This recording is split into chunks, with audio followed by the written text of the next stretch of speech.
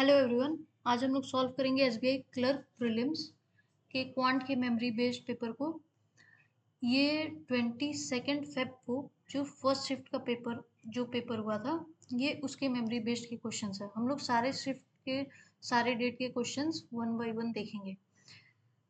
तो सबसे पहले हम क्वेश्चन नंबर फर्स्ट से स्टार्ट करेंगे। इसमें हमारे पास दिया हुआ है कि अगले 10 क्वेश्चन है, जिसमें ये नॉर्मल अर्थमेटिक के प्रॉब्लम्स है, जिसमें बस हमें सिंपल कैलकुलेशन करनी होती है और आंसर लाना होता है। और कैलकुलेशन भी बहुत सारे क्वेश्चंस ऐसे होते हैं, क्योंकि हमें बस ऑप्शन टिक करना है, तो कोई ज़रूरी नहीं कि हम पूरा आंसर निकालें। बिल्कुल ज़रूरी नहीं है। कभी कभी ऐसा होता है कि हम यूनिट प्लेस की वैल्यू आती है, उससे हमारा काम हो जाता है। कभी एक अप्रोक्सीमेशन लगा के हमारा काम हो जाता है। तो इन शॉर्ट कहने का मतलब ये है कि एग्जाम में हमें कम से कम टाइम में कैसे आंसर अपना निकाल लेना है। बाकी हम कौन सा मेथड लगाते हैं उस पर ये चीज़ डिपेंड नहीं करती है। तो क्वेश्चन देखेंगे। जैसे कि पहला क्वेश्चन है, इसमें दिया हुआ है कि 156 156 multiplied by 5 minus 16 into 9 is equal to x into 318। अब यहाँ पे हमारे पास सीधे सीधे होल नंबर से 1 4 3 2 5।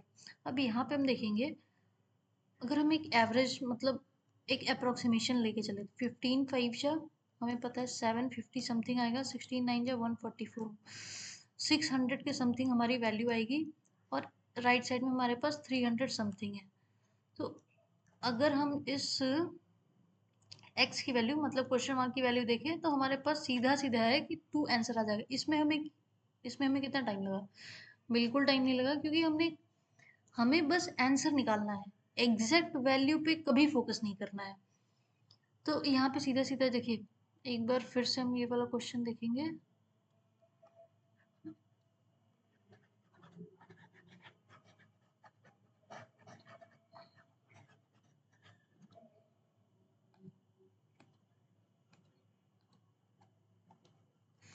ये हमारे पास लिखा हुआ है, ये मान लीजिए 150 को हम 5 से मल्टीप्लाई करते, 16 9 जा 144 होता है, इसको ऑन एन एवरेज 150 मान ले, is equal to x into 318 को हम 300 मान सकते हैं। 750 minus 150 divided by 300, that is 600 upon 300। हमारा सीधा सीधा आंसर आ गया 2।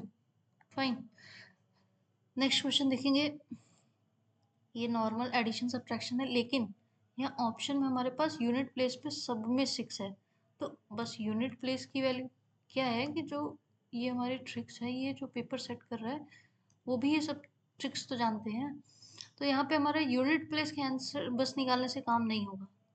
हमारा जो 10 डिजिट है वो यूनिक है।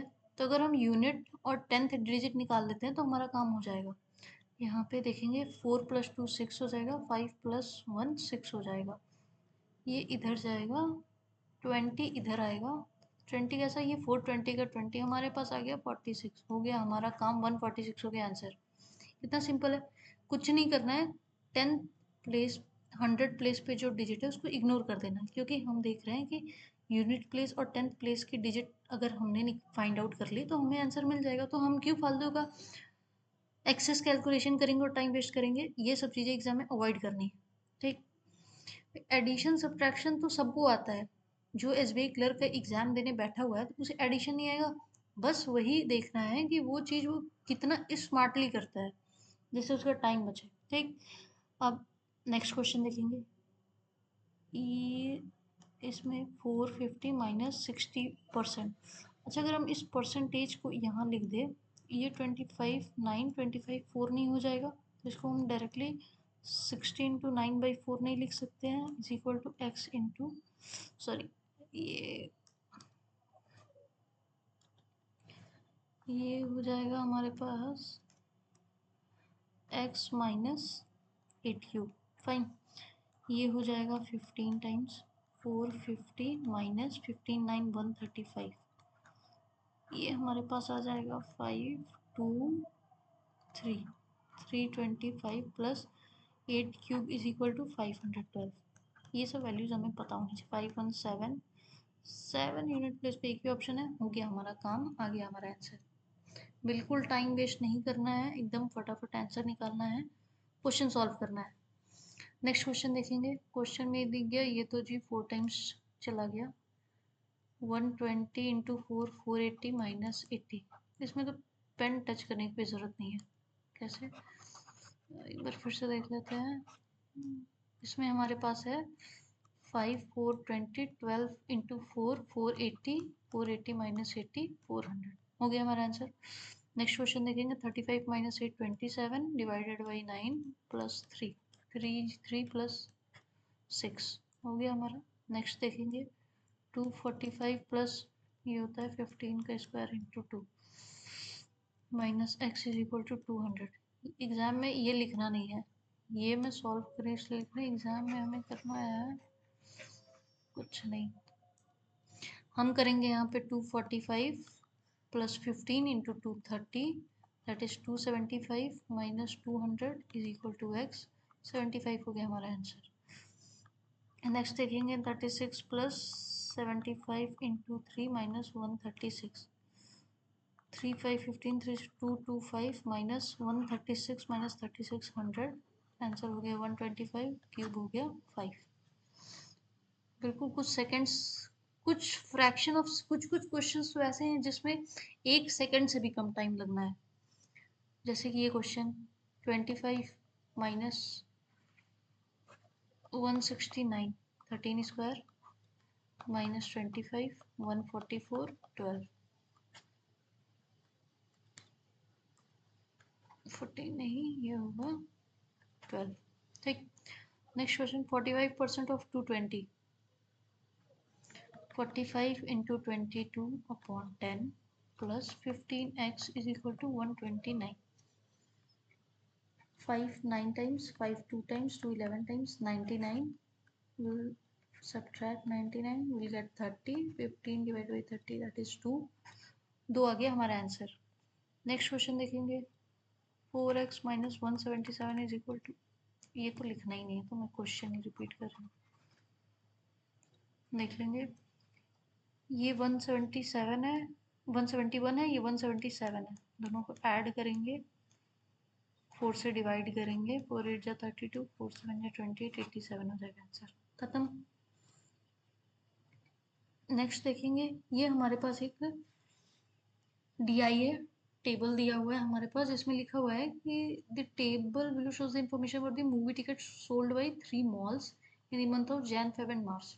फाइन। अब ये डेटा है जिसमें जनवरी फेब मार्च में ABC मॉल ने इतने इतने इतने टिकट्स सेल किए। फाइन। अब देखेंगे इसके बेस पे हमारे पास 5 क्वेश्चन है। ठीक, इसमें भी कुछ नहीं करना है, बस कैलकुलेशन, क्वेश्चन पढ़ना है, कैलकुलेशन करना है, आंसर निकालना है। If the ratio of the movie tickets sold by B in April to movie tickets sold by C in Feb, C ने Feb में 100 टिकट बेची, C ने Feb में 100 टिकट बेची, तो B का अप्रैल का पूछ रहा है, दोनों का रेशियो 4:1 का है। इससे सिंपल क्वेश्चन कुछ होगा, 1 की वैल्यू हमें 100 दी हुई है, 4 की वैल्यू हमें निकालनी है 400। खत्म। Next question, find the average number of ticket sold bye B in Feb, C in March, A इन जनवरी। कुछ नहीं करना है, बस वैल्यू नोट करनी है। B in Feb 90, C in March 150, A in Jan 120, 120 90 210 plus 150 360 divided by 3 120। बहुत calculations हैं questions में बट वो और भी इजी हैं। फिर नेक्स्ट क्वेश्चन देखेंगे, इसमें है movie ticket sold by AB together in Feb. A और बी ने फेब में टोटल टिकट सेल की 150 प्लस 90 240, ये है 240 is what percentage of movie ticket sold bye C in March. C ने मार्च में सेल करी है 150 is what percentage of 150 into 100। 3 5 जा 15 3 8 जा 24 5 20 8 2 जा 16 160%। Fine. Find the ratio of tickets sold by B in March to tickets sold by A in Feb. B in March 100 is to A in Feb 150 2:3। ये मतलब ऐसे questions है जिसमें pen मुझे लगता है टच करने की भी जरूरत नहीं है, ये बस देख के हम आंसर टिक कर सकते हैं। नेक्स्ट क्वेश्चन, लास्ट क्वेश्चन देखेंगे। Movie ticket sold bye be in March, be in March, be in March 100 is what percentage more or less movie tickets sold by C in Feb, C in Feb 100,